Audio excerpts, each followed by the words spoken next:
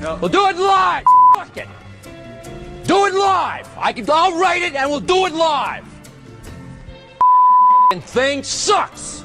In 5, 4, 3.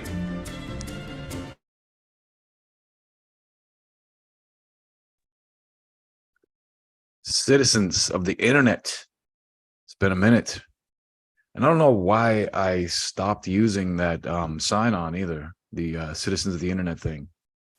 But we got kind of a barn burner of a show for you today.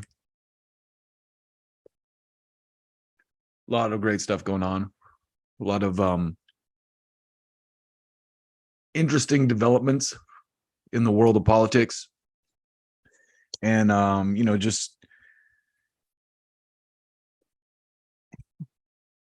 it is crazy to me how stupid the Trump era has made a lot of people. And I tweeted this sentiment out earlier, and a lot of people relate to it, but something along the lines of, I'm not going to share the tweet, but something along the lines of, it's saddening how fucking stupid America has become in the era of Trump. It's almost like people think that the government was completely trustworthy before Trump, and no politicians lied before Trump.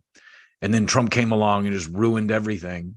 And after Trump, it's all sunshine and rainbows, folks. And you can just trust the government and the media to do right by you.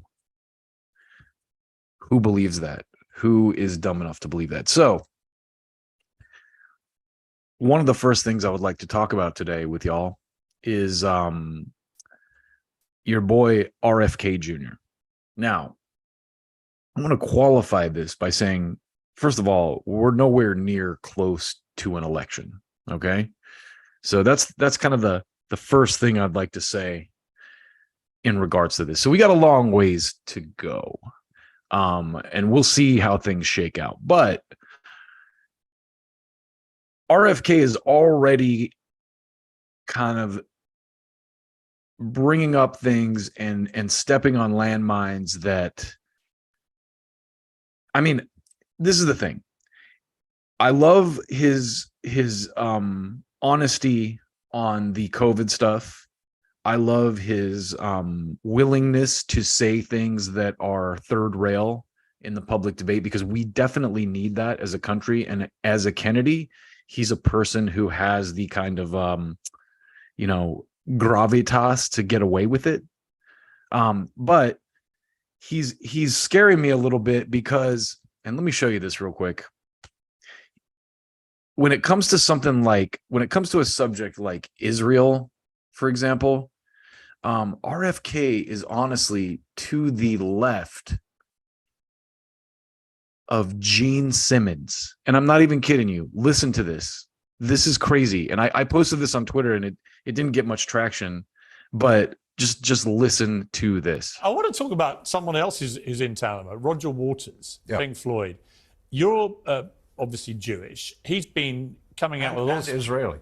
and Israeli. And he's becoming a lot of very anti-Israel and what people perceive to be anti. So right off the bat, Gene Simmons had bad takes on COVID. He was one of those guys like kill the unvaccinated, and I'm exaggerating, but he's Jewish and Israeli. Now listen to this. Now listen to his take on Roger Waters. Listen to this. Anti-Semitic comments. I'm not sure that's the same thing. Right. So what's your position about Roger Waters? Well, first of all, he's a very talented guy. He's written some of the most wonderful music along with Floyd, many, many decades. And it's obviously held up, and he's got lots of fans.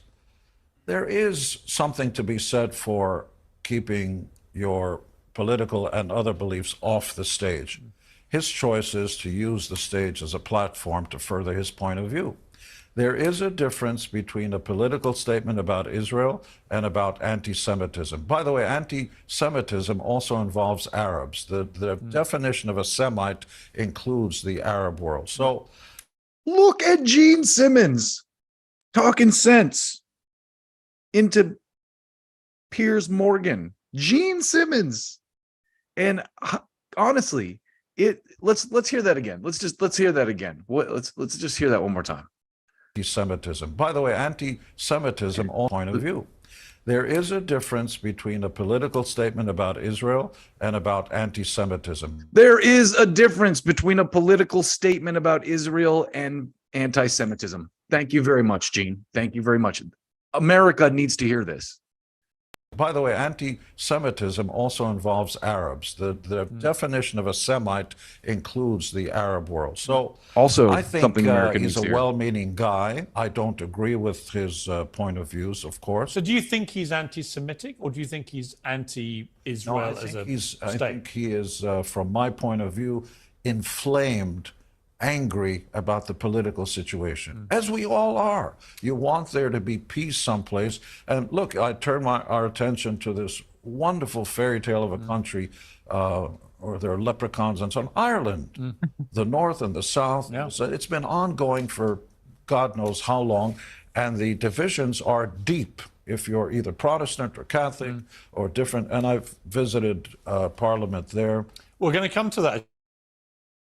So right off the bat, let's applaud Gene Simmons for being a voice of reason around this whole Roger Waters thing, because when I saw it, I thought, this is one of the most ridiculous things I've ever seen.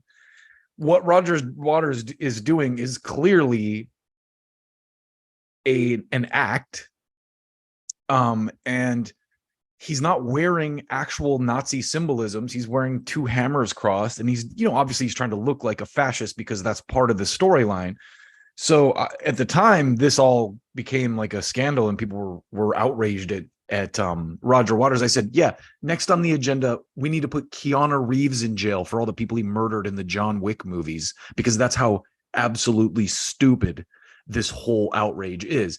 And all credit due to Gene Simmons for not playing into it as an Israeli and a Jewish man. I can't say enough good things about Gene Simmons for, saying what he just said on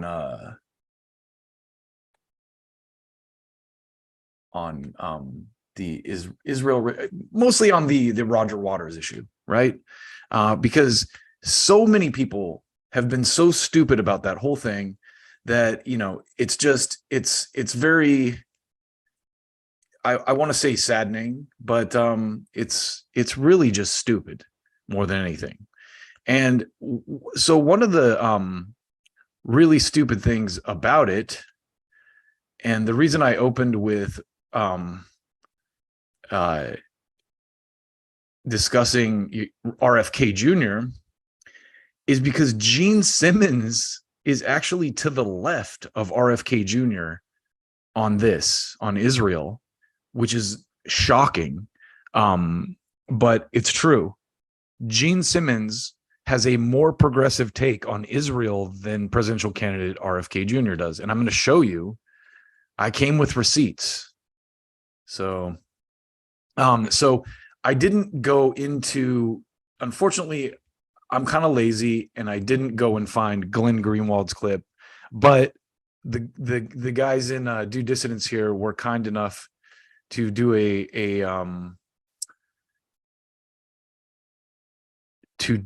a bit about it, and I happened to see them doing it, and I think that their takes are pretty much the same as mine. And I love these guys. So let's watch them kind of break down RFK Jr.'s take on Israel. A recent controversy in which you found yourself, more as a window to understand some of your broader views, which was the praise you originally offered for Roger Waters with regard to his stance on both Ukraine, which he is opposed to in terms of the U.S. proxy war, as well as COVID. He was questioning a lot of the same orthodoxies you were. And then you ended up deleting that tweet where you praised him and made clear that the reason was because he had held views on Israel and Palestine that you didn't share. I want to ask you about the specific kind of divergencies that you have with him on that question. But before I get into that, why was it necessary for you to delete your praise for Roger Waters just because you disagree with him on Israel? Can't you praise him on Ukraine and COVID and then at the same time say, but there are other issues, including Israel, where I have differences? Why did you delete the praise entirely? Okay, now the thing that's so bizarre, before we get to his answer, the thing that's even bizarre about the question is that Roger Waters came under fire for dressing up as a fascist. The accusation from the jump was that he was anti-Semitic. So if RFK was gonna jump in and defend him, isn't it to be assumed that he's defending him against charges of anti-Semitism? And given Roger Waters' very long and well-documented history of advocacy for the people of Gaza and the West Bank, he visited the West Bank in 2009. That's a video that we showed on our last show. How was it that you were unaware of his position on Israel when you defended him against charges of anti-Semitism? What, you happen to like him for other reasons, so you came in half-cocked and tried to defend him on an issue that you weren't even clear what the debate was about? Great point, Keaton. Great point. Right? I mean, do you follow what I'm saying? This is a very bizarre timeline. The more we see of RFK, the more I feel like RFK plays as anti-establishment because he's establishment 2.0 and we're up to establishment 5.0. So Right. when you Also a great point, Russ. knock up against things that go all the way back to establishment 2.0 era, he's right there. He's a Kennedy. He's a Kennedy. These kinds of views about it. That is another great point. He's a Kennedy. He's part of the political elite. So, I love the guy and I love what he's bringing to the debate, but Russ is absolutely correct. Israel and the Palestinians of Gaza. These are views out of the 60s, out of the 70s. He really hasn't modified it or developed. And also, I don't know what he's thinking in terms of his chances or his hopes. But clearly, he probably doesn't want to alienate some supporters and financiers. But I think a lot of people saw him as some kind of revival of Camelot. Remember, Camelot was establishment. That was the establishment of its time. He represents an older, almost extinct establishment. He is not this anti-establishment outsider looking to burn down the system. He's looking to restore it to an earlier version. Indeed. And here's his answer to this question.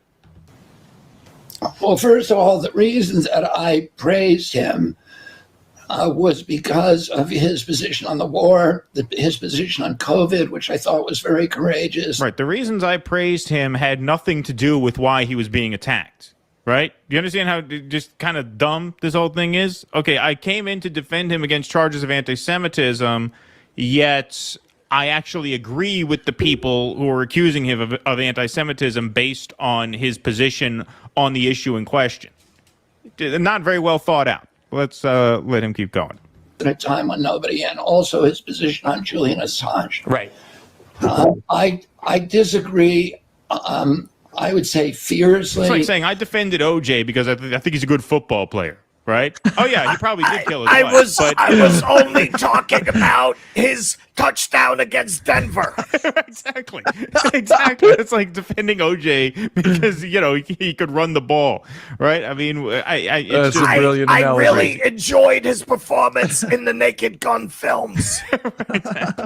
Exactly.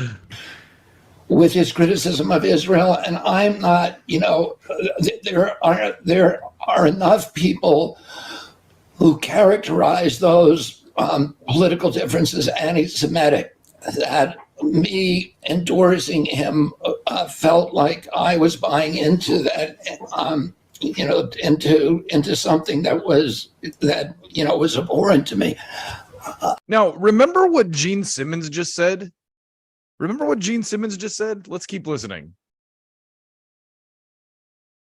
I really disagree with I think Roger, like many critics of it, first of all, people who criticize He said like five different things. It's a total. It's a total fucking train complete wreck. mess. Complete train wreck. Yeah, indeed. There were people who thought it was anti-Semitic, not necessarily me. In case you are a Pink Floyd fan.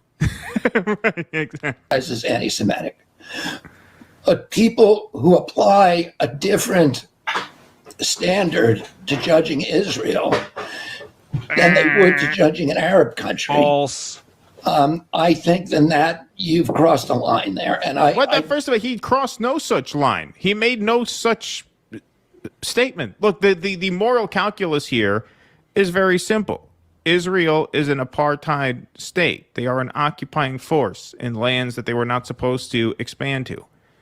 They subjugate these people in these lands. They target them. In many cases, as we've covered in a few recent episodes, they just gun them down, blow them up. It very, very simple. Very, very simple. He's acting as though Roger Waters is committing some act of like moral hypocrisy by condemning Israel, yet giving Saudi Arabia a pass for the crimes against their people. It's absolute nonsense. Which his whole tour, that whole section, lists people from all around the world, all different countries who have been the victims of state violence. Right. He doesn't give Saudi Arabia a pass. He doesn't give any country a pass. He doesn't give any region a pass. Look, exactly.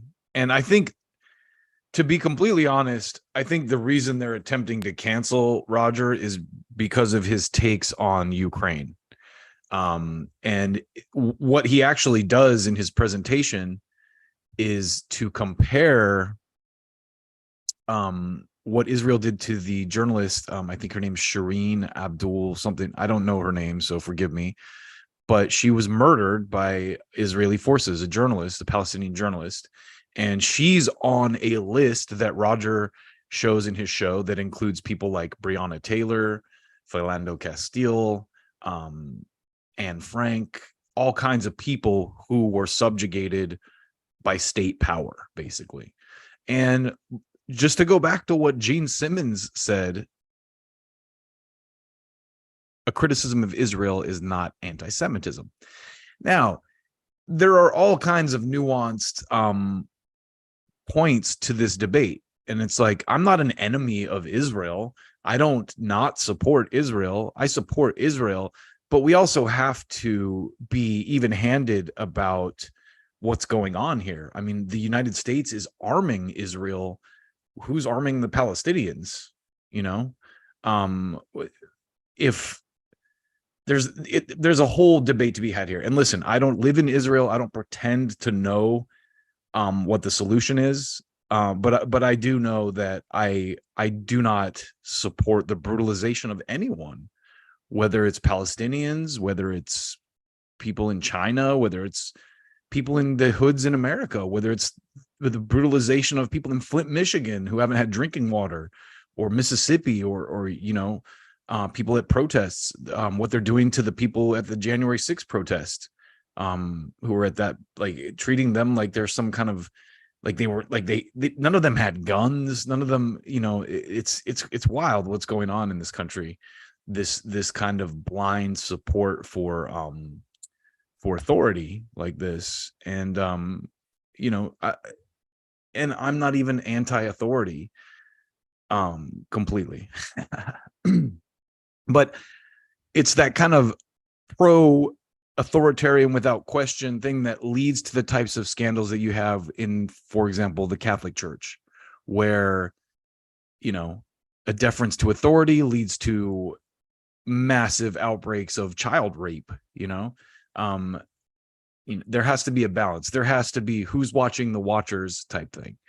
So I just wanted to point that out. And RFK, it's funny. I love Keaton and Russ's commentary, and that's another reason that I included that as part of the deal there.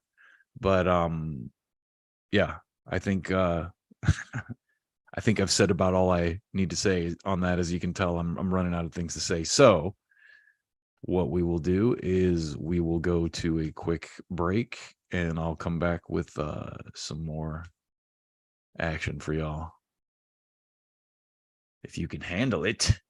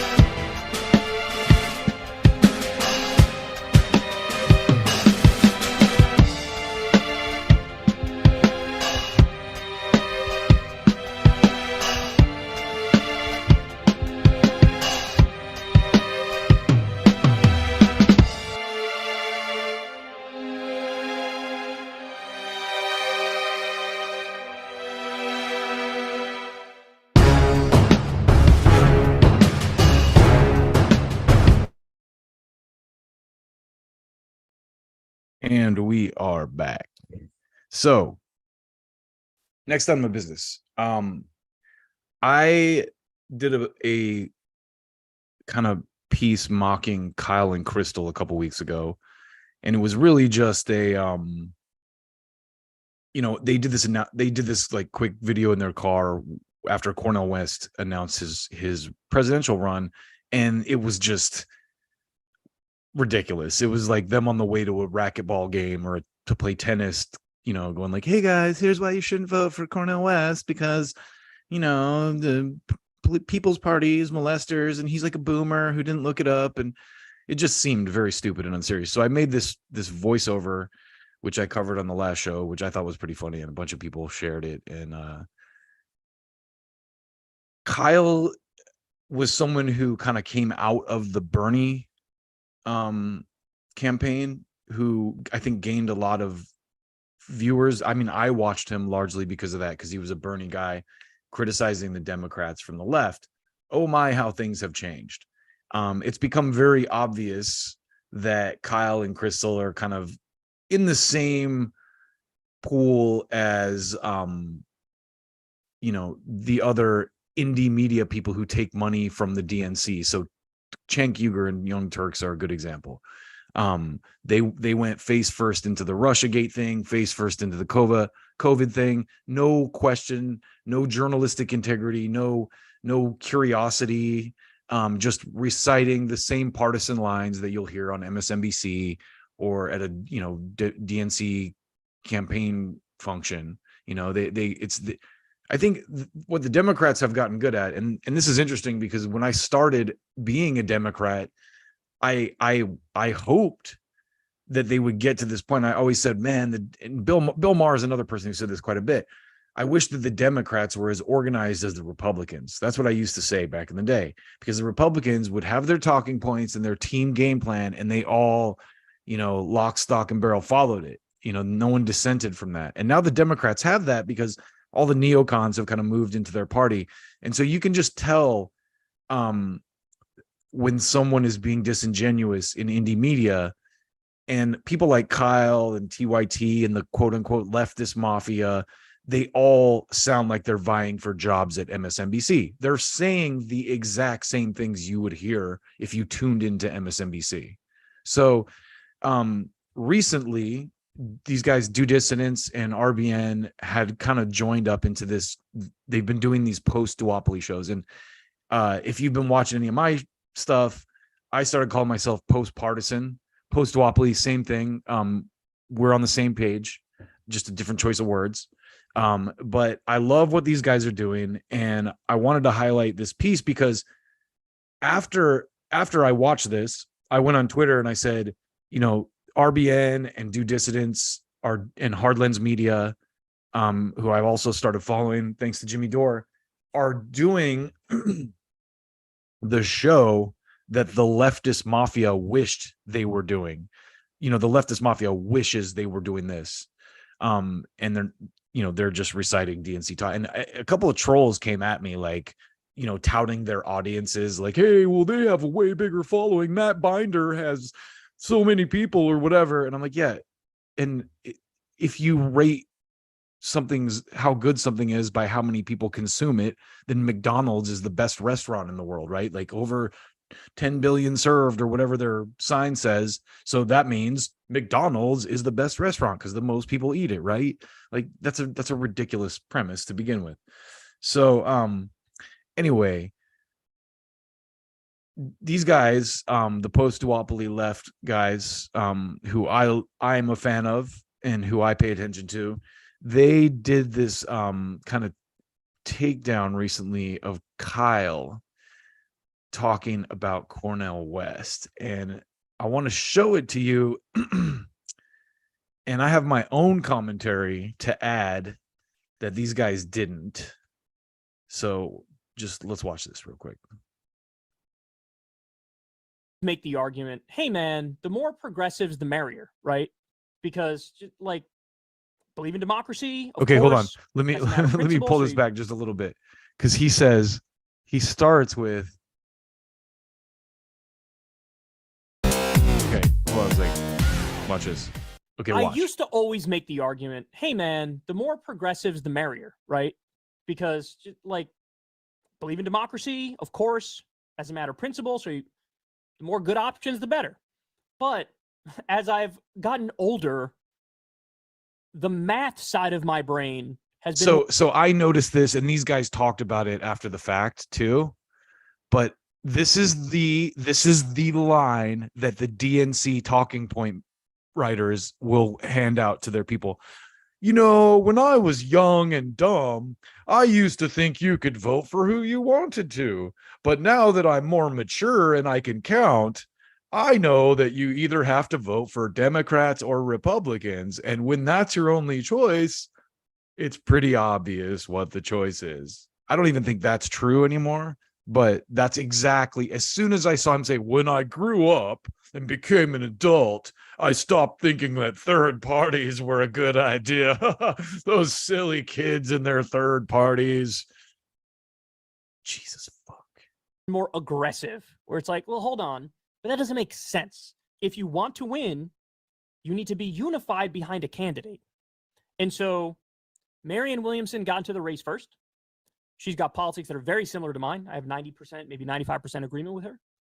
So ideally, I wish there's one progressive up against Biden, and then progressives can unify behind that progressive to give us the best chance of winning, right?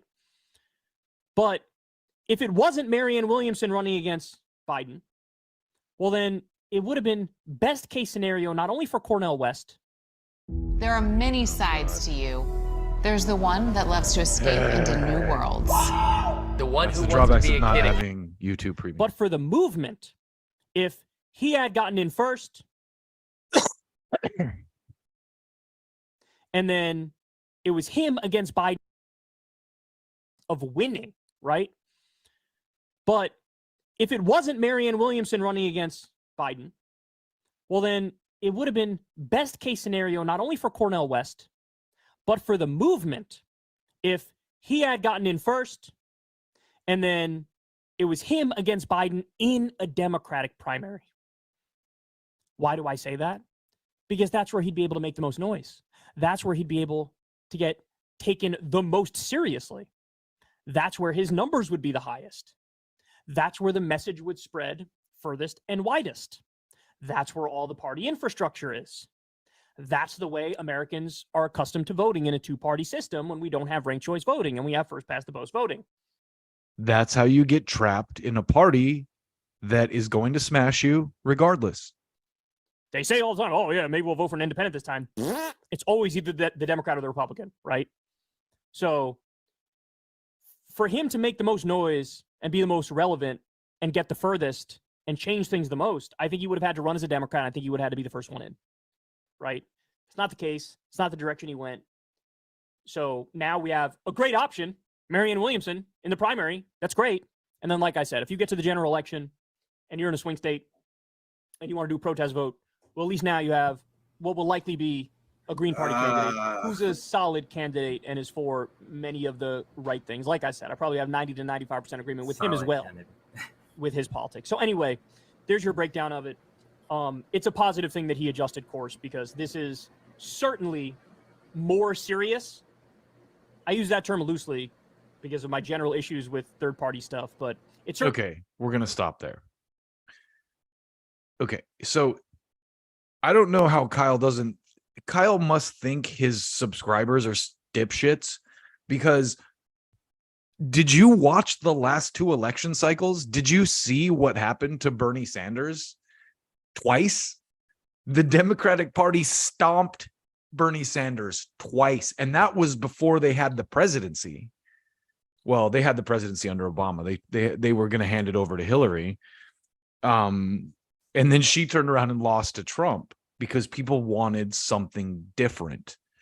And so Kyle must think that his viewers are idiots who didn't watch the Democratic Party crush Bernie Sanders and, for two election cycles.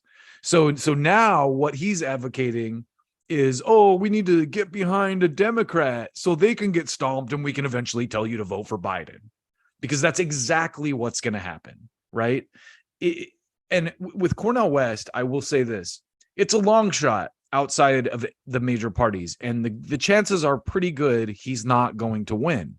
But here's what he is going to do: he's going to be a person who has a lot of leverage with whoever does win, because I guarantee you, if we unite behind someone like Cornel West, who has the fortitude to see this through. And I love Cornel West just because of who he is as a person and his track record and his history. You know, it has nothing to do with his race, has nothing to do with, me hating the Democrats, although that's part of why I'm not voting for Democrats. But Cornel West is just a great person, and someone who I saw this clip earlier from Tavis Smiley, and it said, "President is off brand for Cornel West." And you know what I say to that? Yes. And that's exactly what people want. People don't want on brand. Look at Joe Biden. Joe Biden's on brand for president. Oh my God, what a disaster. What a disaster. And the only way the Democrats could convince someone to vote for Joe Biden is to scare them that Trump is some gigantic 10-foot monster fascist. And I stole that from Jimmy, but he's right, from Jimmy Dore, because the reality is hindsight's always 2020. And now we can look back at the Trump era and go, oh yeah, a lot of the claims about Trump were exaggerated insanely. He's not a good person. He's a little belligerent. He's a little inartful in how he speaks, but he's not a fascist threat to him. He passed the First Step Act. If you don't know what that is, go look it up. It's a criminal justice reform act that actually did something. Unlike Biden's marijuana pardons, he pardoned federal prisoners of marijuana possession, which is basically no one. Anyone who's in federal prison for marijuana is it's for selling it or distributing it. They're not in there. You don't have a possession charge. There's no one in federal jail, federal prison with a marijuana possession charge. And that's what in the Obama era, the Democrats got good at. Like I was saying earlier, they got organized. They got all the PR, the Frank Luntzes into their party. They started listening to those types of consultants. And if you don't know who Frank Luntz is, he was the guy who wrote this book called Words That Work and convinced Republicans to change the names of bills so that to PR them. So to give you just the freshest example I have in my brain, they had a thing called the estate tax, which was a tax on dead rich people. The Republicans changed the name to the death tax. And of course, who wants to be taxed when they're dead? Who doesn't, it's like, I don't want to pay my dad's taxes when he dies. That's terrible. So it's that kind of thing that has infiltrated the Democratic Party. And so back to my point about, I kind of took a sidebar there talking about Tavis Smiley saying president isn't on brand for Cornel West or president good. That's what we want. So to kind of like circle back here to the point I was making about Cornel West potentially losing. If he loses, he wields a lot of power, because whether he siphons votes away from the Democrats or the Republicans, he can go to whoever wins and say, hey, look, if you want my coalition of people, the 2/3, the third of people, or the 30% I got of the vote, you need to do X, Y, Z. And that, my friends, is how we're going to affect change. You can't voting for the Democrats blindly like we've done the last two cycles. I mean, I did it in 2016. I didn't know much about Trump. I voted for Hillary because I thought, yeah, what the hell? I mean, they're going to win, and it won't be that it'll be inspiring for women to have a girl president, but I'm glad Hillary didn't win when I look at things now and what her State Department is doing under Biden. The people who were like, they would have had the Ukraine war 4 years ago if Trump hadn't got in. And there's articles when Trump talked to Kim Jong-un about defense stocks dropping. It's that kind of thing that it's like, whatever else you think about Trump, he's enough of a threat to those kinds of people that it makes him more likable. What they're doing to him in the courts right now is insane. It just makes me like him more. It's terrible.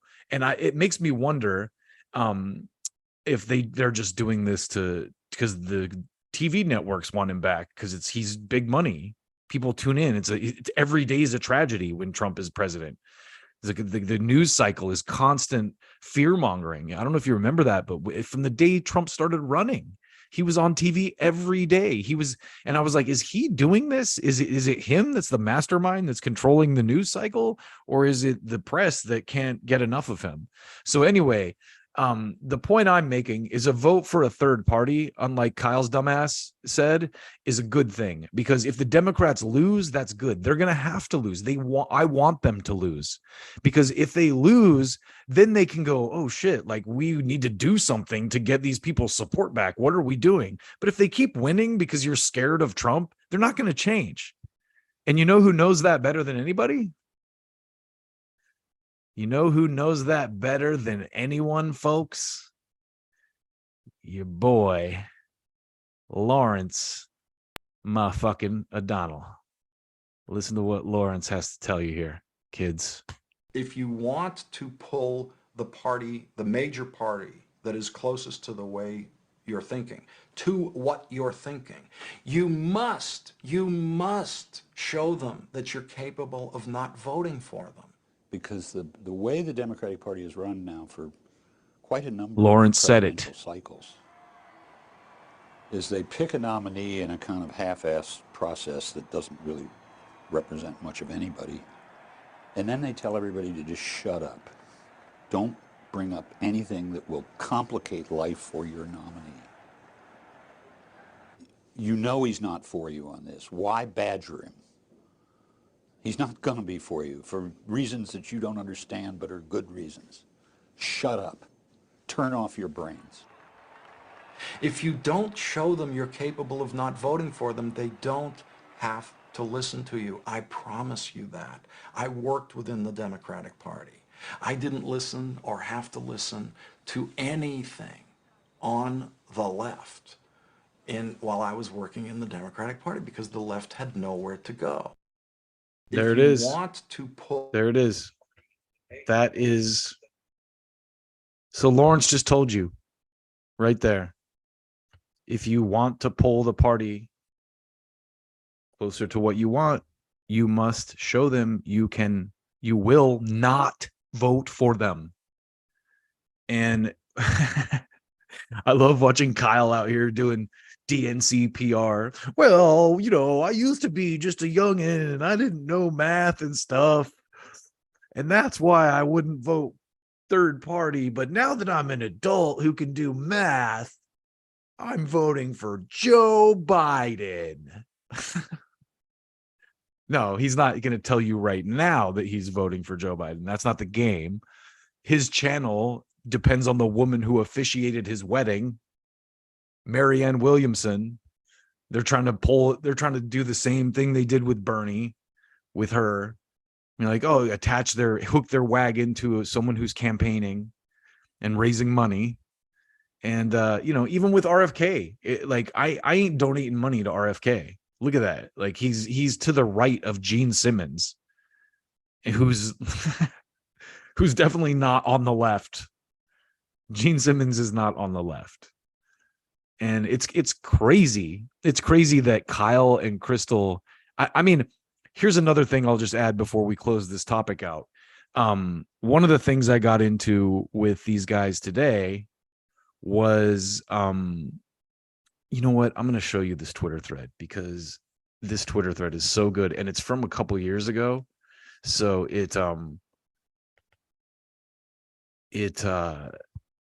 so I always stutter and get stupid when I'm like looking up a clip on stream. So give me just a second here. But I notice that as I'm editing, I'm like,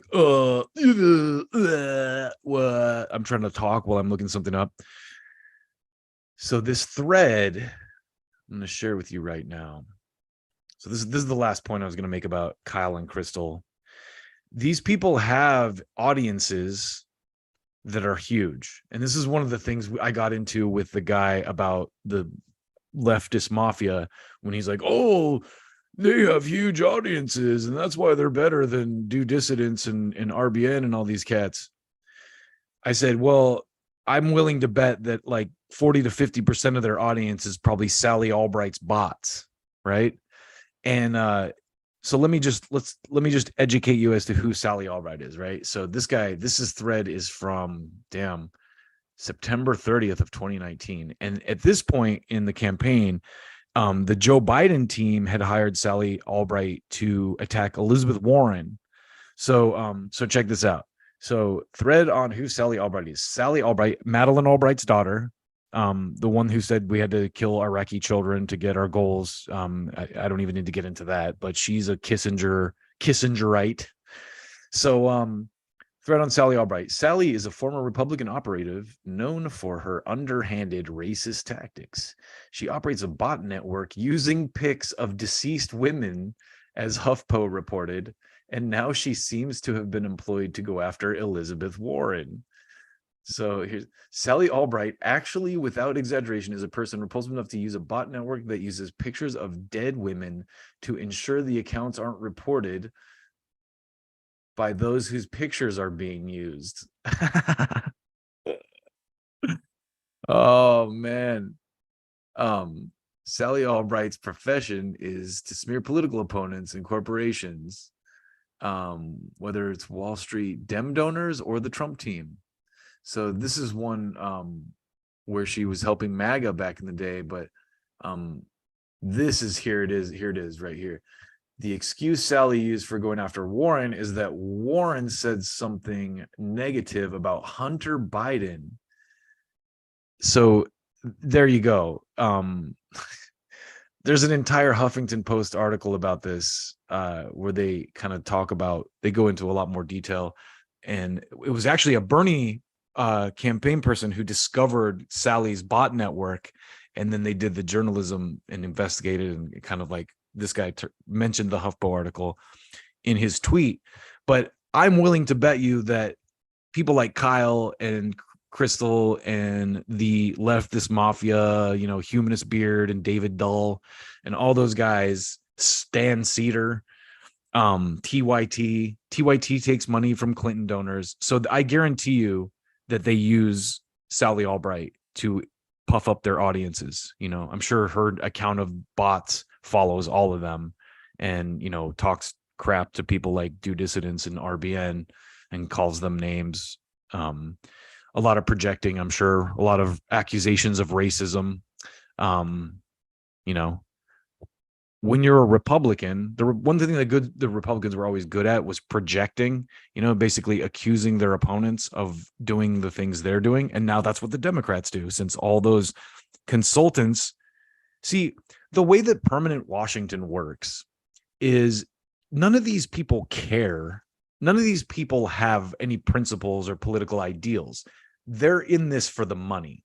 Steve Schmidt, who's on MSNBC now, Nicole Wallace, who's on MSNBC now, Bill Kristol, who's on MSNBC now, David Frum, who's a Democrat now.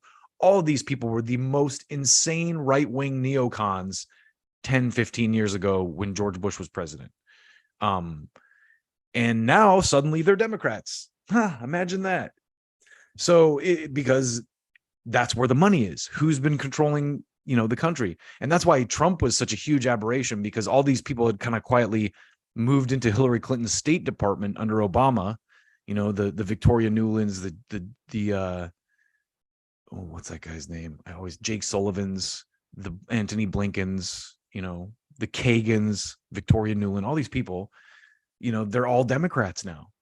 And because of the grift, because Liz Cheney, Robert Reich wrote a thing about how awesome Liz Cheney is because she joined with the Democrats for their January 6th theatrics, probably because Halliburton gets contracts to help find right-wing terrorists or something. Who knows? It's obviously corrupt garbage. But anyway, I digress. The whole thing is a gigantic joke, and Kyle and Crystal and TYT and Sam Cedar and all these grifting ass mofos who just recite Democratic Party talking points might as well put in applications at MSNBC, because it's obvious they're vying for positions there anyway. It's saddening. And then they wonder why people like Jimmy Dore have massive audiences. People like Do Dissidents have quickly growing audiences because people want real news and honesty. So anyway, I'm going to set up the next segment, and I will be right back after these messages.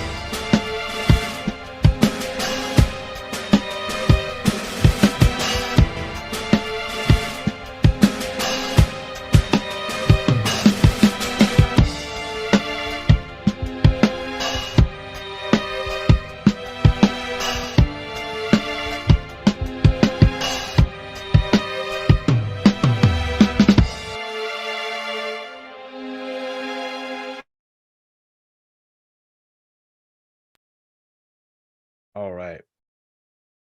So this one, for this stuff, I don't want to spend a lot of time on this, but one of the things I've noticed about Donald Trump is that there was a lot of pearl clutching and drama queening about him because of what a media person he was, and because he got around the gatekeepers. And the press has always been a gatekeeper, like it or not. And I think what we saw with Trump was, frankly, the first indicator that the press is not as powerful as it used to be. And the reaction to Trump winning was an insane clamping down on social media to stop it from ever happening again, because the people who control the media want to control politics, and they always have through the news. You look at anyone like someone like Ross Perot, for example. Do you remember Ross Perot? If you're my age, you might remember him. If you're younger than me, you probably won't. But he was a billionaire who ran during the Clinton era against Bill Clinton and the Republican candidate who was, I think it was the Clinton H.W. Bush cycle. But he was largely laughed at by the press, and they made fun of his ears being too big and the way he talked and everything, and the press did a really good job of just marginalizing him and making everyone believe he was unserious. Now, the press did the same thing with Ron Paul. As soon as Ron Paul, and I was someone who supported Ron Paul in the 2012 cycle, Ron Paul frankly, was the precursor to Bernie Sanders. Because what we used to do during the Ron Paul campaign was these things called money bombs. Right before they would report, candidates were supposed to report their earnings to the press. We would do these money bombs, and Ron Paul would rake in all this cash from small donors through the internet. And the press started scratching their heads going like, holy crap, this guy's serious. He's got serious. He can compete with the corporations as far as fundraising goes. And so the Bernie campaign kind of replicated that mentality. And Bernie was, and the Justice Democrats too, people like AOC, Jamal Bowman and all the, Cory Bush and all the Justice, Rashida Tlaib and Ilhan Omar, they all ran campaigns based on that Bernie model, insurgent campaigns, and a lot of them won. And so the reason I'm kind of retreading all this is just to make the point of how the press marginalizes people. And even I see it now with Trump. They made me think he was some racist, and then only white supremacist racists supported him by focusing specifically on those people. And the world is what you focus on. The reality is, I also knew plenty of people in the first election, the 2016 election, who supported Trump, who are not white. I have Black friends and Asian friends and Hispanic friends who all supported Trump. And so that's not the narrative, though, that broke through in the press. The narrative, the guys you saw were the roided up, jock guys in the street going, the dipshits. And that's what the press, that was the narrative. And then when that didn't work, then it was Russia.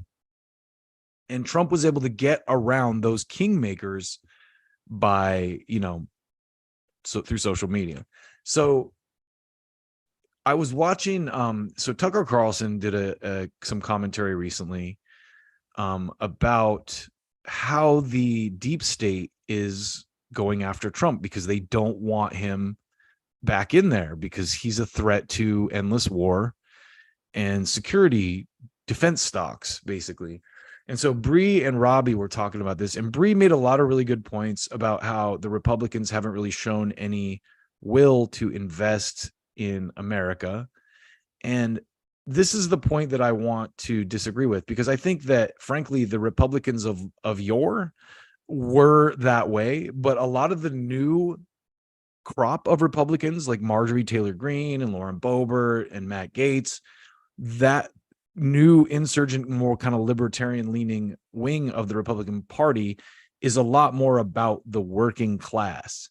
And while I'm not defending them, I don't know any of their specific takes on this. And I'm sure that I've heard them talk about wanting to cut programs like SNAP, which is terrible. It's ridiculous.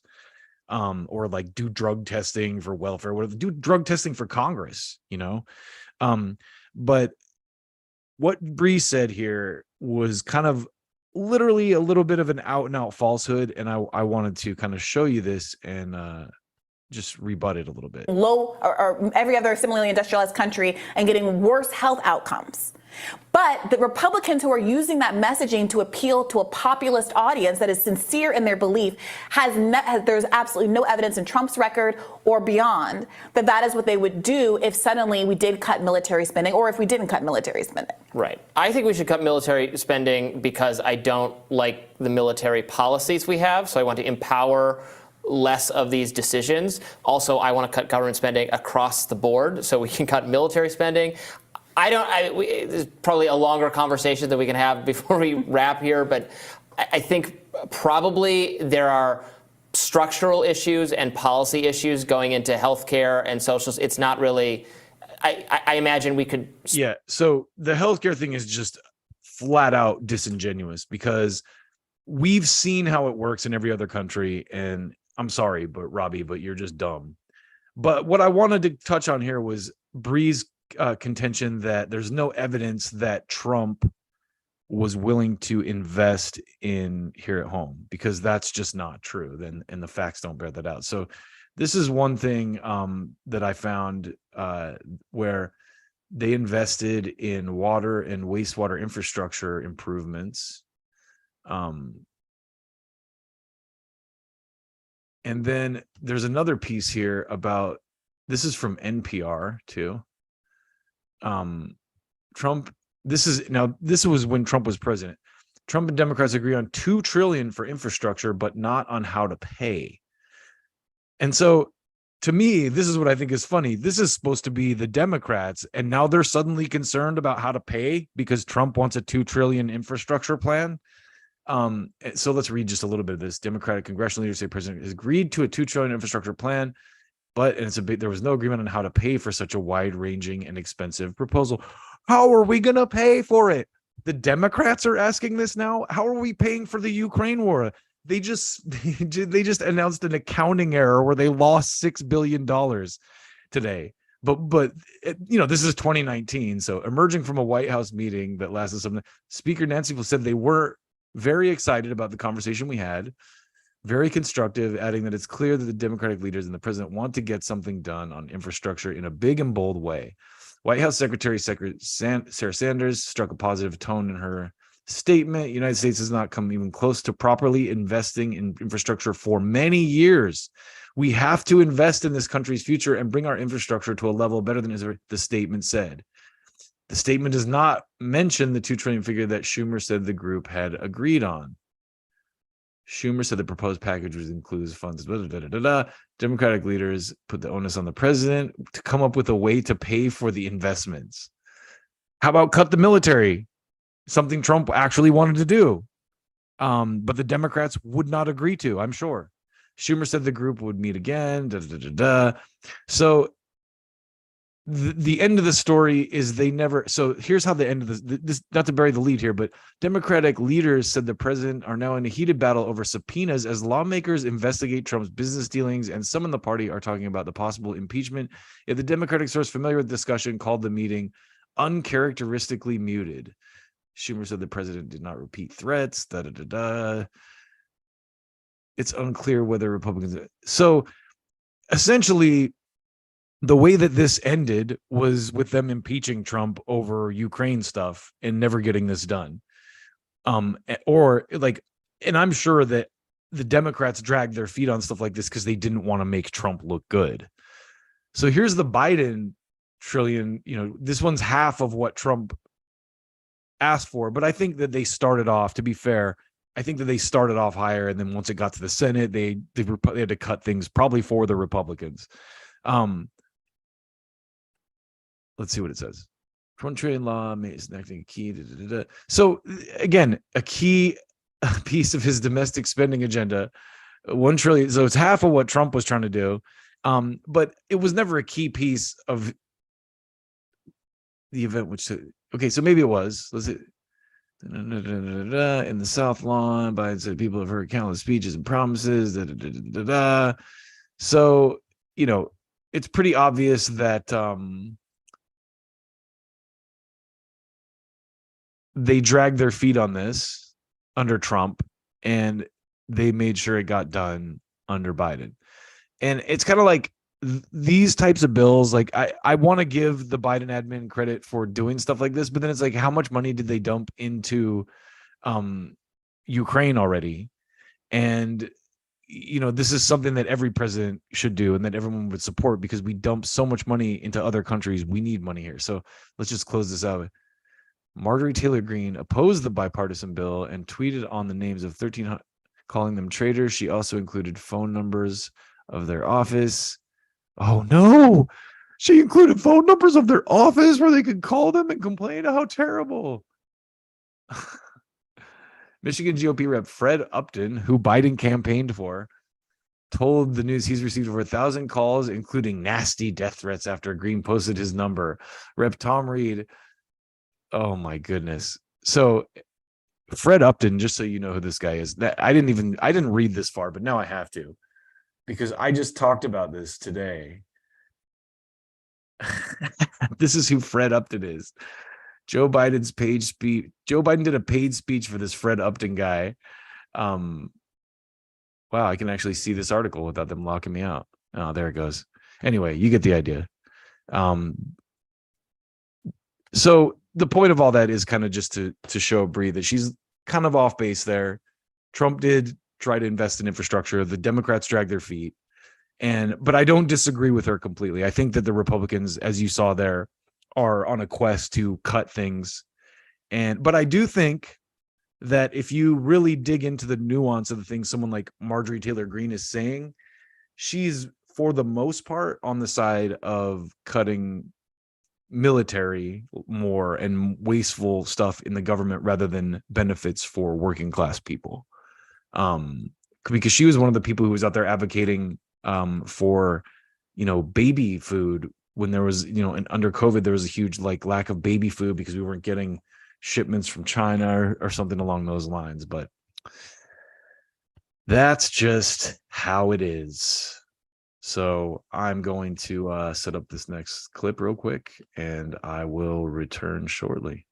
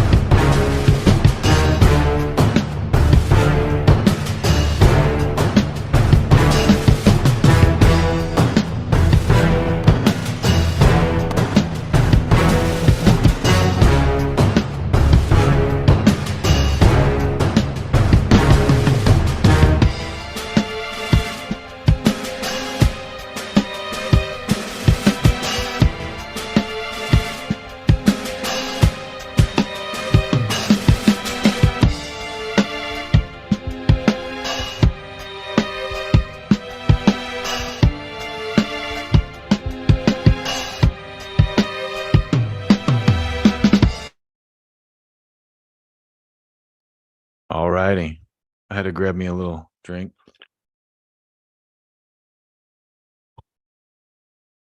So,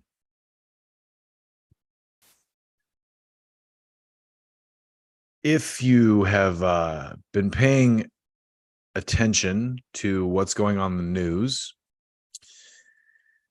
there was this thing when COVID first started, a lot of people claimed that it was possibly made in a lab. And some people went so far as to say that on national television. And let me just remind you who one of those people was. And let's watch this this cute little report. Let me resize this thing.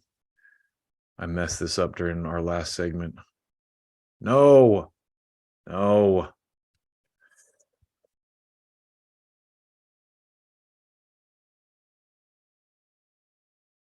All right.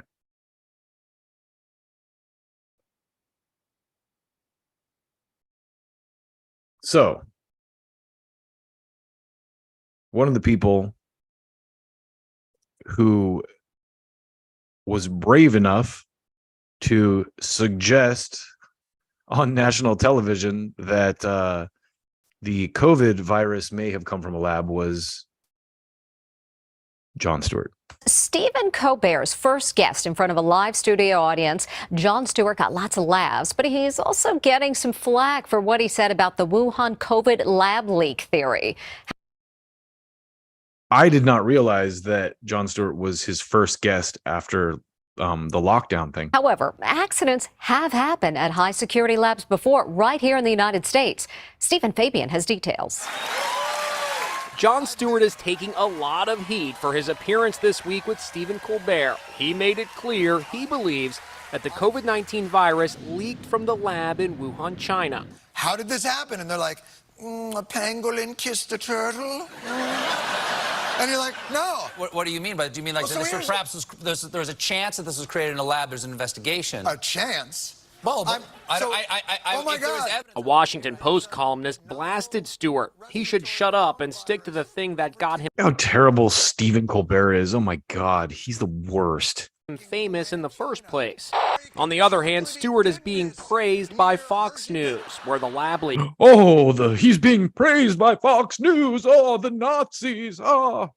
Meanwhile, BlackRock owns stake in Fox, CNN, and MSNBC. theory is being widely touted. And Jon Stewart, Bill Maher, they're making a lot of sense these days. Wow, standing apart from the mob on the left. Good for them. I love that people think Joe Biden and the current Democratic Party is the left. Hannity and your boomer takes. The lab leak theory is gaining growing support. One reason is that accidents involving dangerous viruses have happened in labs before. In fact, it happened right here in the United States. A lab at the university. So anyway, so Jon Stewart was one of the few people brave enough to suggest on television, that national television, that the COVID virus came from a lab. You know who else was someone who was kind of ahead of that curve was the former director of the CDC. And I remember seeing an interview with him where he said, and I'm not a scientist, but this made sense to me. He said, if the virus had come from animals, bat populations migrate, so it would have sprung up in other places, but the origin had been traced to Wuhan from the get-go, by people who know what they're doing. So right out of the gate, that just made sense to me. I was like, okay, well, that makes sense, right? And so anyway, let's watch this next clip, and we're gonna go back to the good folks at Rising here and listen to what Robbie has. The lab leak theory of COVID-19's origins gained tremendous legitimacy this week as the Wall Street Journal confirmed independent reports from friends of the show, Matt Taibbi and Michael Schellenberger, that the earliest outbreak occurred at the Wuhan Institute of Virology in November 2019. I love how he still can't say that it's true. It's like the Chiron says Wuhan lab leak theory confirmed, but the language he uses, it gained a lot more traction or something like that. Patient zero are now presumed to be 3 Chinese scientists, at least one of whom, Ben Hu, worked extensively on gain-of-function research, the manipulation of viruses to make them more dangerous, which was funded by grants from the U.S. federal government. Those cases... Even the Wall Street Journal's headline is like kind of vague, where Matt Taibbi and Michael Schellenberger reported this, and they confirmed all their sources. They're good reporters, but the Wall Street Journal really confirmed it. But I love the language they use, how vague and kind of like unspecific it is. It's like they're still not admitting it completely. They're like, the people who, it doesn't say confirmed, it says the people fell ill early were US funded researchers.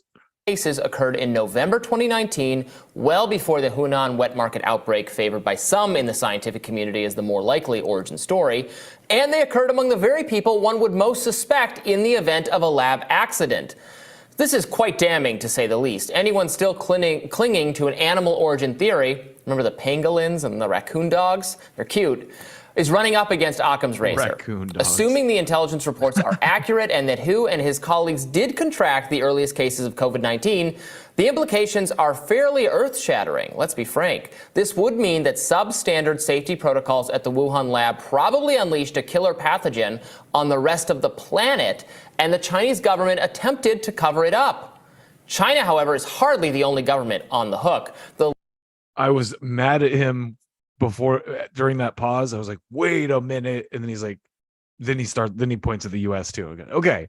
Don't blame this on China, buddy. Lab leak also means that research paid for by U.S. tax dollars and vouched for by coronavirus czar Anthony Fauci, the nation's foremost advocate of gain of function, is partly to blame for a pandemic that killed millions of people worldwide. Fauci, the very person tasked with leading the U.S. response to COVID-19, was in charge of the government agency that gave Hu the gain-of-function research initially sickened, the researcher who got sick with COVID first, millions of dollars to experiment with bat coronaviruses. Information on the central role played by Fauci's National Institute of Allergy and Infectious Diseases was made public by the White Coat Waste Project, a watchdog group that uses public records requests to scrutinize federal funding of science. The journal So it's a watchdog group that discovered this. Cited the organization's work, writing that it confirmed Hu's receipt of U.S. funds. We interviewed a member of that group on the show yesterday, so please go watch that. Now, concerns about the potential for catastrophic harm, the Obama administration had actually paused federal funding of gain-of-function research in 2014. So I played a clip a while ago by this comedian who called the vaccine Trump juice. I mean, there it is. The gain-of-function research resumed under Trump because Trump is one of those people. He's such a business guy. He never looked at anything ethically like that. I'm sure that Fauci and the WHO people or the NIH people came to him like, hey, we want to do this experiment. It's going to revolutionize vaccines and stuff. And he's like, okay, stamped it and let him go. But Obama would not allow them to do this research when he was president. He knew better. So, I mean, just based on that alone, you can elevate Obama a little bit in that position. I mean, I'm not going to play partisan or anything like that, but that's just evidence of, where I think, and I don't want to fault Trump for this too much because he had no idea how nefarious the interests he was dealing with were. I'm sure he felt like they probably had the best intention and that they were going to do their best to, but that aside, Obama was smart enough, let's just put it that way, not to let them do that research while he was president. Now, in late 2022, Fauci sat for a 7-hour deposition admitting that exceptions had been made for gain-of-function research deemed vital to government scientists. And in any case, the pause ended in 2017. Meanwhile, numerous authorities, including the U.S. Embassy in Beijing, have raised concerns about negligence at the Wuhan lab over the years. Vanity Fair and ProPublica described the lab as a biocomplex in crisis. Well, if this sounds like a recipe for disaster, here we are.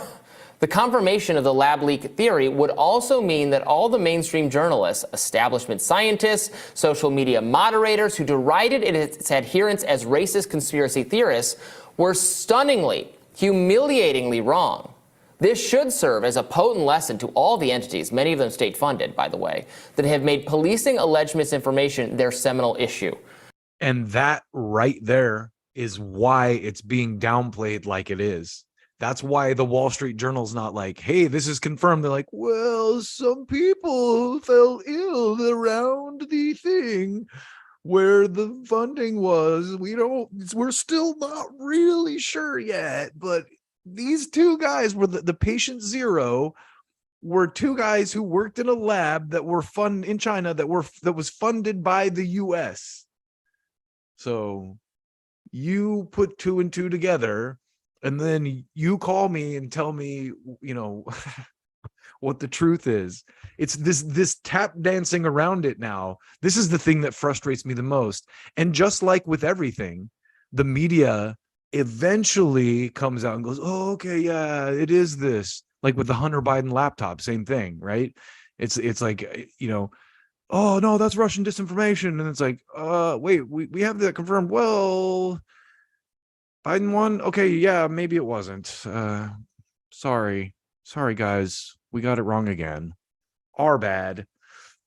Once it's too late to do anything, I think Fauci already resigned or is stepping down or retired.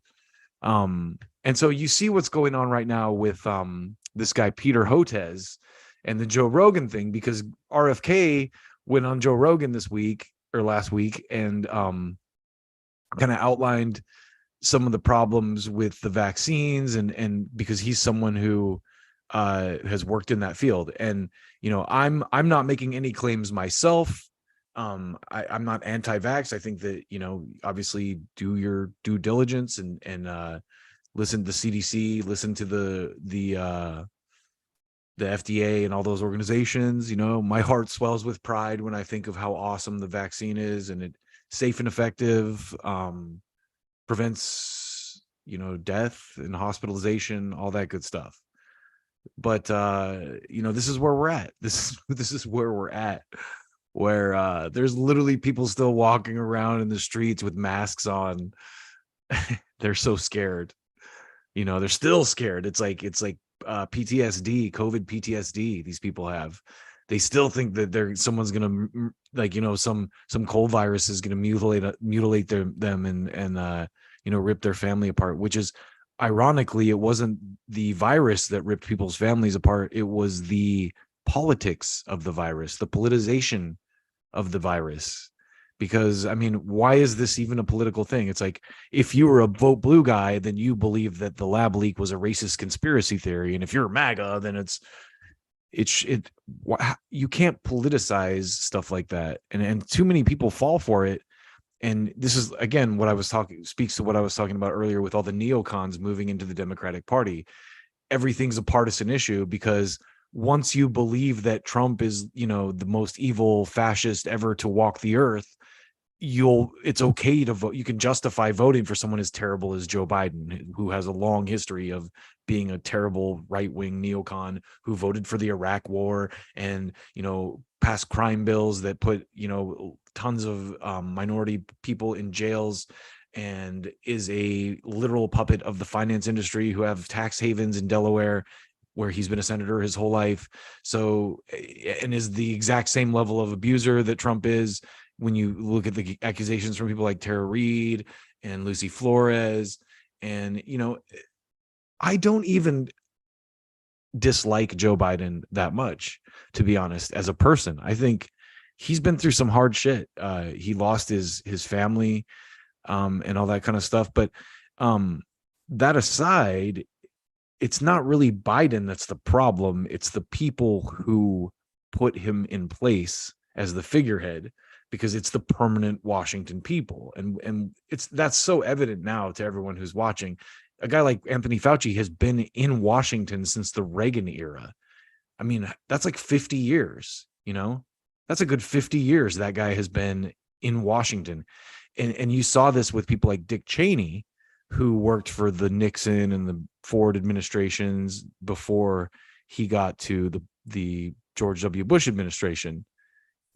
He was a creature of Washington who knew how to work the levers of power.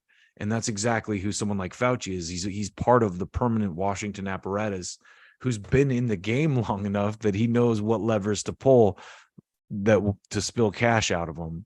So, say what you will about that. I hope YouTube isn't too unkind to me for being so critical, but I'm just playing clips that are already on YouTube. So, hopefully I'm irrelevant anyway. I have 206 subscribers. Like, you going to stop me right now?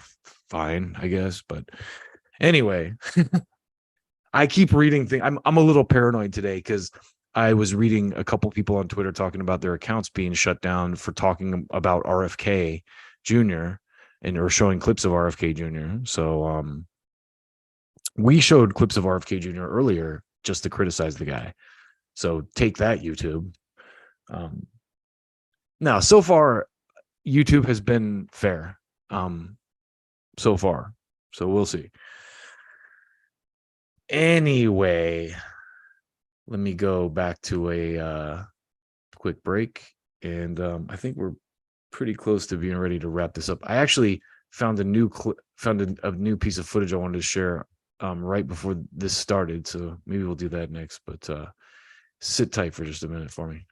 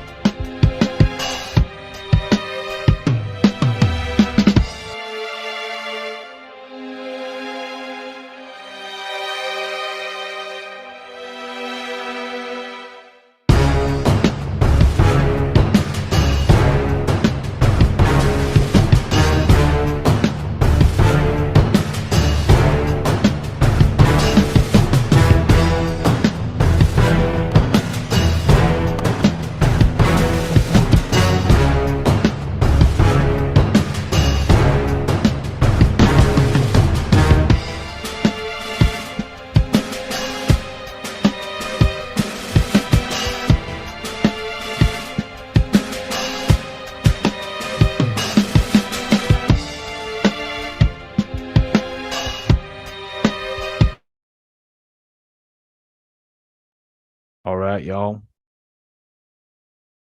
So, if you've been paying attention at all, there's been a lot of news about FBI whistleblowers and just a lot of stuff coming out about the politicization of the FBI and their willingness to. I mean, if you've seen, I just saw. Let's start with this, okay? Because I pull this stuff together. I pull this stuff together, and then as I was coming into this tonight, I saw this on Twitter. So let me just real quick show you this, because a second.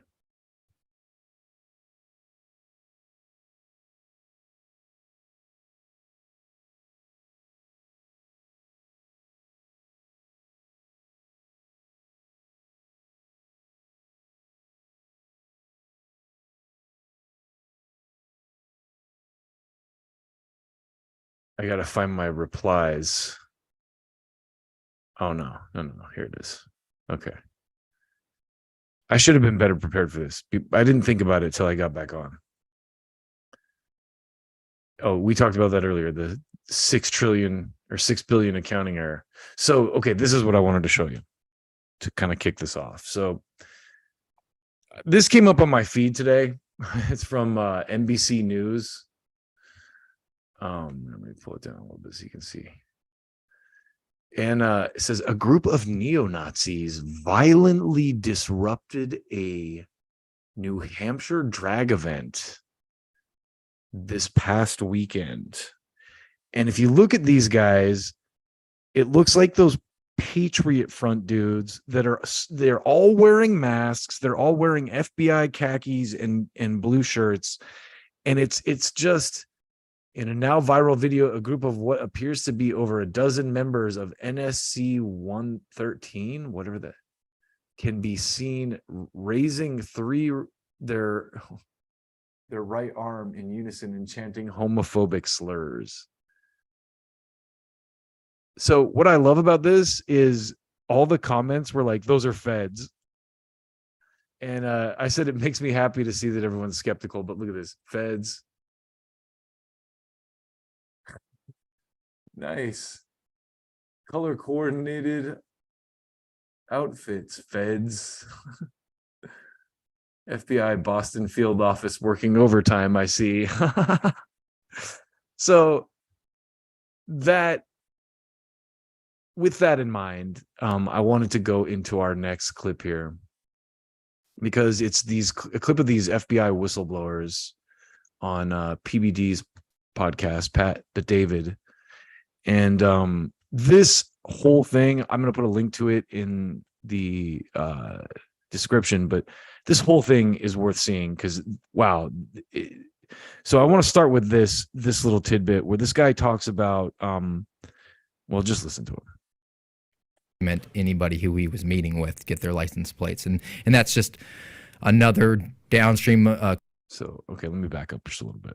Then we will have to account for that at the end, and so it was more for me. It was more of that aspect, and then locally in Wichita, it was. I would bet most of the people there agree with me about most of these things. For instance, the school board threat tag. My boss himself, when that threat tag came out, came to my squad because I worked JTTF. So, and it was a criminal and a CTD, criminal terrorism division threat tag. He straight up said to us, we will not be going to school board meetings on this squad. Now, we never got tasked with actually having to do that. So my question is, if the pressure came from above, because in the FBI, that's my stance, is that HQ level, senior staff, executive staff level, that is where the institutional rot is the worst, and the headquarters level, that's where it's the worst. So if that pressure came down from above, would he have stood firm on that belief that we wouldn't go to those school board meetings? I don't know, because I'm pretty sure Steve was one of the agents who was ordered to go to one of those school. So what he's saying is the leadership of the FBI is politicized. Remember J. Edgar Hoover? Is that surprising at all? So listen to what this guy says. This is what I wanted to show y'all. Board meetings. Yep. Yeah, we actually surveilled a subject, a January 6th subject. We were told that he was going to be going to a school board meeting that was going to be expected to be kind of rowdy. There was some pornographic material that was discovered in the school library, so a lot of parents were going to it. And it was sort of clear to me at that point that there was an attempt to marry January 6th domestic terrorism to school boards. We wound up going to the parking lot and watching this guy, and we were attempting to document anybody who he was meeting with, get their license plates. And that's just another downstream collateral damage effect of this growing domestic intelligence agency that the FBI has sort of evolved into.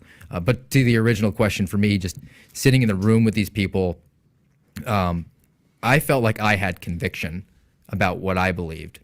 And no man can serve two masters. They were attempting to please their higher-ups because their ambition and their passion for the FBI is to promote. That's really what it is. Once you get into those management, not leadership, management ranks within the FBI. Promote from within. You're saying. Promote. And it's a very systematic process where it's every 18 months you need to be filling out your resume and doing it in a certain way, pleasing the right people to go to the next role. So they're never actually doing the job they want to do. Their job in their mind is get to the next job. So they just didn't have the conviction that I had where I say, this is not an easy decision, but it's simple. And when I was bringing my concerns to them, some of them were genuinely perplexed that I would put this out there to them when I could just simply do what I was told. And there were some true believers. My special agent in charge, she certainly used some choice words with me.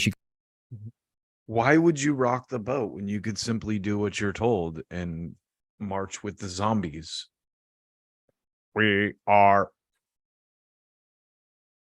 Jesus. All right. So,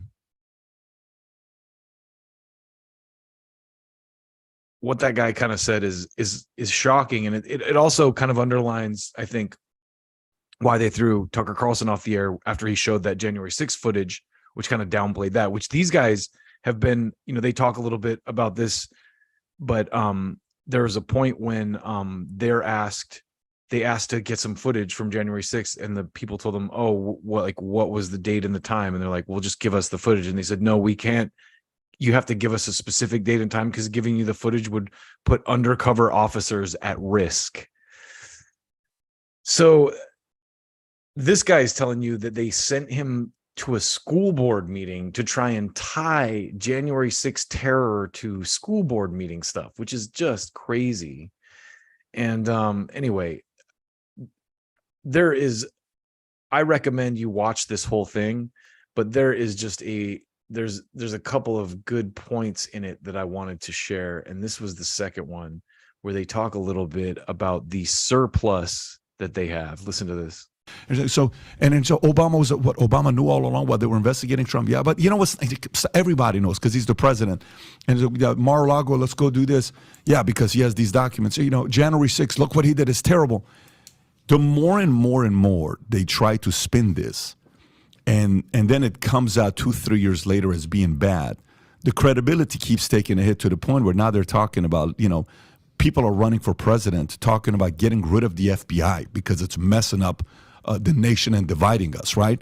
How much of what Alex and Michael wrote were you guys aware of, where they are saying, hey, we want you guys to go there undercover and join these organizations to kind of work like, you know, what our friend did with the mob back in the days in the 80s. What's his name? That the movie came out, Donnie Brasco. Yeah, like Undercover. Joe Pistone. Yeah. You know, like he was 6 years he was undercover, 5 years and 10 months. How much of that was happening with January 6th and the Trump organization?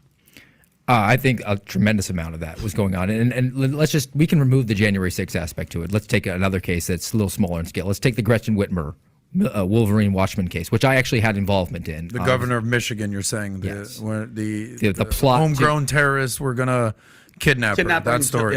Yeah. Okay. Yeah. And so the demand for domestic terrorism in this country is from the political elite and the people standing at the lectern. It vastly outstrips the supply that actually exists.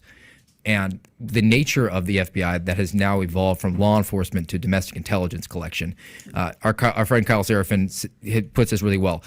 Criminal investigations are linear. Beginning, crime happens, middle, investigate, and there's a conviction. God. The homeless problem is getting worse. It's not getting better. Crime is getting worse. It's not. Okay, I'm going to back up. Intelligence operations are circular. The people standing at the lectern, it vastly outstrips the supply that actually exists. And the nature of the FBI that has now evolved from law enforcement to domestic intelligence collection. Our friend Kyle Seraphin puts this really well. Criminal investigations are linear. Beginning, crime happens, middle, investigate, and there's a conviction. Intelligence operations are circular. You open an investigation up to get more intelligence. What does that get you? More intelligence. What does that get you? The ability to spin out other investigations that are more intelligence. So because there's a demand for domestic terrorism, and then there's these intelligence operations that go on, you infiltrate these groups that are deemed to be problematic, or they could be a threat. They could be a domestic terror group. So you take this group of guys in Michigan who is not predisposed to doing this, but you infiltrate it with undercovers and informants. And the thing about informants are they know they're an informant. Nobody else does. They don't know. If Garrett and I have both infiltrated the Wolverine Watchmen as informants, we wouldn't know that.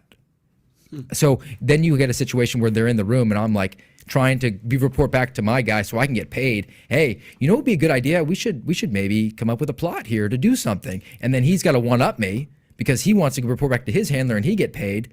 And that's how the thing can snowball out of control. And that's why you see these situations like on January 6th or back to Whitmer, where these guys were not predisposed to engaging in something that was going to be violent or anything that could be construed as terrorism. And in fact, at one point in that case, the group was breaking down and the agents were telling their informants, hold it together, which is not in keeping with the tradition of law enforcement. If there's a plot to rob a bank and on the way one guy's like, nah, let's not, you don't arrest him for robbing the bank. Now, on January 6th, I'm very confident that there was infiltration from informants and undercovers on not just the FBI, who gets painted with the brush of being federal law enforcement, everything. The Department of Homeland Security has 10x the budget of the FBI and has a nexus to terrorism and national security. So, see, we saw that guy, Ray Epps, which... So you get it. They get into a little bit more detail about Ray Epps and some of the other kind of nuance of everything, but you can see what's going on here. And what gives me a little bit of hope is the comments under that NBC article. These people, all these smartasses, like, the Boston office is working overtime, you know. So I'm just glad that people are smart enough to see through it. And honestly, God bless these guys for coming forward and doing what they're doing, because, you know, it takes a lot of courage to do that. This guy talks about it in this interview, losing his job and them like messing with him and moving him across the country and then kind of like jilting him. And we're to a point where, you know, people, it's just gotten so goddamn ridiculous that you can literally blame anything on Russia or white supremacy. Even things that have existed in this country, like problems that have existed in this country for a long time, can be blamed on white supremacy, you know, or Russia. And so I think I just wanted to kind of close out tonight by showing you this clip, which I think is absolutely hilarious. So let's listen to the vice president drop some wisdom here. Can we break whatever unity exists in that country? So they test out a couple of things to see what can get the American public going at each other, pointing fingers at each other. They test out a bunch of stuff. Guess what gains the most heat? Racism? Race. Mm-hmm. So that's what they start to do. Right. That's what they start to do. They did it then, they will do it now. You know, people have said, if you look at, for example, the heat that ended up around the bend the knee and Colin Kaepernick. Mm-hmm. Many smart people have said it actually was not a thing. Mm-hmm. The Russian bot started taking that on. Really? Yes. You feel like you're being targeted by Russian? Well, we already know we are. And so part of the question then back to, you know, how do we get to the solution, right? Knowing that there's a problem. The fight is fixed. It all makes sense now. Russia did Colin Kaepernick. That is why people protested police brutality, because Russia, obviously. I mean, how could I not see that? What silly me. It was Putin. I mean, how could you think otherwise, right? Like, what world do you live in where Putin isn't causing everything wrong in the United States? I mean, how crazy would you have to be to think that Putin didn't cause the 2020 BLM riots, or that Putin didn't cause the death of George Floyd? I mean, we all know Putin had a hand in that, and the protests that followed, and anything we don't like is a Russian plot. And on that note, I am going to end on something really stupid that I did recently. And I've been thinking about it. I've been actually thinking about this. I think what I'm going to do with this now is I'm going to remix it, because it's kind of stupid, but it's kind of catchy, and it's kind of, you know, it's kind of interesting. Oh God. So anyway, here's the thing. Let me tell you before I sign off with this here. Let me just make excuses for myself. The other day I was sitting on my couch, noodling on an acoustic guitar, watching, you know, I think it was Useful Idiots with Katie and Aaron. And I just started going, anything that I don't like is a Russian plot. So I was like, wow, that's kind of catchy. Came and sat down, plugged my guitar in, recorded the chords, and then I literally set this mic up and I just went, like, did like 20 vocal takes of just anything that I don't like is a Russian plot. Because it just seems like that's where everything is going, right? Like, or white supremacists, as we saw earlier. So anyway, I made this stupid song. I strung together a bunch of clips. It's called Russian Propaganda. And eventually I'm going to do a remix of this. In fact, be prepared for a lot of remixes of this song, actually. It's what I'm going to do. So anyway, here it is. It's Russian Propaganda. And thank you so much for anything that I don't like is a Russian plot. A rally in support of Russia, I guess. Russian propaganda. And if you catch me in the act doing something bad, I tell you it's Russian-linked Twitter accounts impersonating Americans. They've got a perfect bill for you then. We call it the Putin Protection Act. Putin spent millions of dollars in 2016. Why Clinton had such a hard time just owning that she did something wrong with the email server. You know, I know that Russia and other forces would love us to have a debate. This is exactly what they want. That's Putin's plan. Why? Cause anything that I don't like is a Russian plot. Any truth that's inconvenient is Russian propaganda.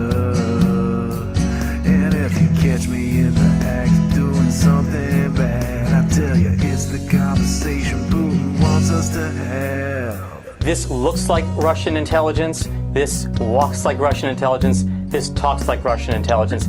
This effort by Rudy Giuliani and the New York Post and Steve Bannon to cook up supposed dirt on Joe Biden looks like a classic Russian playbook disinformation campaign. And the laptop data we had analyzed showed no evidence it was faked or tampered with. Anything that I don't like is a Russian plot. And any truth that's inconvenient is Russian propaganda. And if you catch me in the act doing something bad, I'll just I say know it's that a Russia and other forces would love us to have a debate. 600 Twitter accounts that appear to be linked to the Russian government. Kremlin-linked accounts, these Kremlin-linked accounts, Russian-linked accounts, Kremlin-linked accounts. You know, people have said, if you look at, for example, the heat that ended up around the bend the knee and Colin Kaepernick. Many smart people have said it actually was not a thing. The Russian bots started taking out. Anything that I don't like is a Russian plot. And any truth that's inconvenient is Russian propaganda. And if you catch me in the act doing something bad, I'll tell you it's a conversation Putin wants to have. I know that Russia and other forces would love us to have a debate. This is exactly what they want.